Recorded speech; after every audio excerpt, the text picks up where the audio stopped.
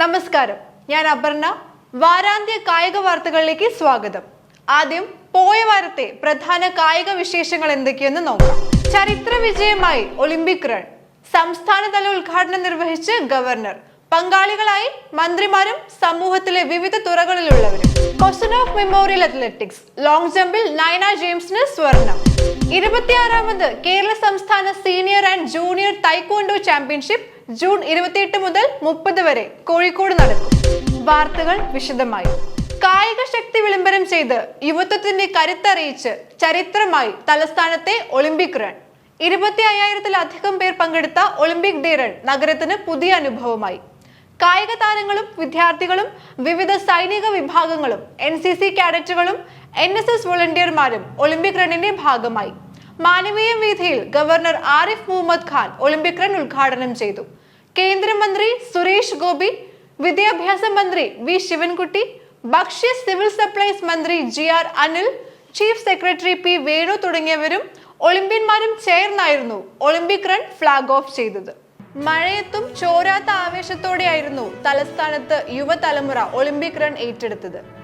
വിവിധ വിദ്യാഭ്യാസ സ്ഥാപനങ്ങളിൽ നിന്നും എത്തിയ വിദ്യാർത്ഥികൾ, വിവിധ കായിക അസോസിയേഷൻ അംഗങ്ങൾ, പൊതുജനങ്ങൾ തുടങ്ങിയ സമൂഹത്തിന്റെ വ്യത്യസ്ത തലങ്ങളിലുള്ളവർ ഒളിമ്പിക് റണ്ണിൽ പങ്കെടുത്തു. സംസ്ഥാനത്ത് എല്ലാ ജില്ലകളിലും മികച്ച പങ്കാളിത്തത്തോടെയാണ് ഒളിമ്പിക് റൺ സംഘടിപ്പിച്ചത്. സംസ്ഥാനത്താകെ 1,00,000-ലധികം പേർ ഒളിമ്പിക് റണ്ണിൽ പങ്കെടുത്തു.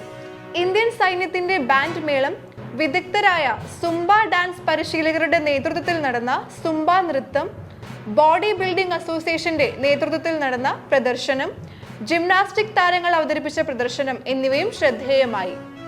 1000-ലധികം കുട്ടികൾ പങ്കെടുത്ത റോളർ സ്കേറ്റിംഗിന്റെ പിന്നാലെയായിരുന്നു ഒളിമ്പിക് റൺ സമാപന വേദിയായ സെൻട്രൽ സ്റ്റേഡിയത്തിൽ എത്തിയത്. ഉദ്ഘാടന ചടങ്ങിൽ Kerala Olympic association president V Sunilkumar സ്വാഗതം പറഞ്ഞു. ഒളിമ്പ്യൻ സെബാസ്റ്റ്യൻ സേവ്യർ പ്രതിജ്ഞ ചൊല്ലിക്കൊടുത്തു. സംസ്ഥാനത്തൊട്ടാകെ ഒളിമ്പിക് റൺ മികച്ച വിജയമാക്കി തീർത്ത കായിക പ്രേമികൾക്കും കായിക സംഘടനാ ഭാരവാഹികൾക്കും പങ്കെടുത്ത താരങ്ങൾക്കും വിദ്യാർത്ഥികൾക്കും Kerala Olympic association president V Sunilkumar നന്ദി അറിയിച്ചു. ചരിത്രത്തിൽ ആദ്യമായാണ് ഒളിമ്പിക് ദിനാഘോഷങ്ങളുടെ ഭാഗമായി ഇത്രയധികം പേർ പങ്കെടുക്കുന്ന ഒളിമ്പിക് റൺ നടക്കുന്നത്. ഒളിമ്പിക്സിൽ പങ്കെടുക്കുന്ന ഇന്ത്യൻ താരങ്ങൾക്ക് വിജയാശംസകൾ നേരാനെത്തിയ മുഴുവൻ പേർക്കും കേരള ഒളിമ്പിക് അസോസിയേഷൻ നന്ദി അറിയിച്ചു. കസാഖിസ്ഥാനിലെ അൽമാറ്റിയിൽ നടന്ന ലോക അത്ലറ്റിക്സ് കോണ്ടിനെന്റൽ ടൂർ വെങ്കല മത്സരമായ കൊസനോഫ് മെമ്മോറിയൽ അത്ലറ്റിക്സ് മീറ്റിൽ മുൻ ഏഷ്യൻ വെങ്കല മെഡൽ ജേതാവ് നയന ജെയിംസിന് സ്വർണം.